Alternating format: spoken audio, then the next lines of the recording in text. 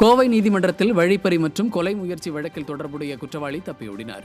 செல்வபுரம் பகுதியில் இயங்கி வந்த சந்திரா ஸ்டோர்ஸ் மற்றும் சந்திரா டிரேட்ஸ் நிறுவனங்களின் நிர்வாக பொறுப்பில் இருந்த மகேஷ் என்பவரை கடந்த சில மாதங்களுக்கு முன்பு 3 பேர் வழிமறித்து கத்தியால் வெட்டி 1 லட்சம் ரூபாய் பணத்தை பறித்துச் சென்றனர்.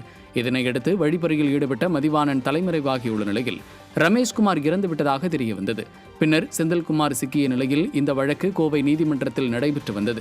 இந்த வழக்கின் தீர்ப்பு கோவை நீதிமன்றத்தில் அறிவிக்கப்படவிருந்த நிலையில் குற்றவாளி செல்வகுமார் நீதிமன்றத்தில் இருந்து தப்பியோடினார்.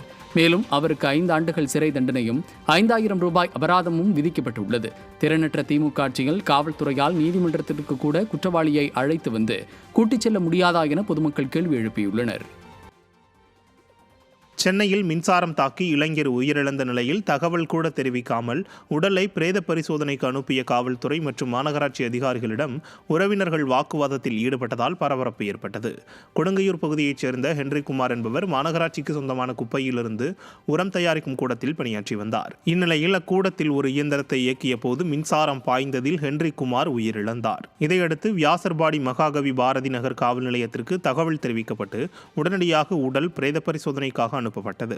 இதையடுத்து உடனடியாக தகவல் அளிக்காமல் அலட்சியமாக செயல்பட்ட அதிகாரிகளிடம் இளைஞரின் உறவினர்கள் வாக்குவாதத்தில் ஈடுபட்டனர்.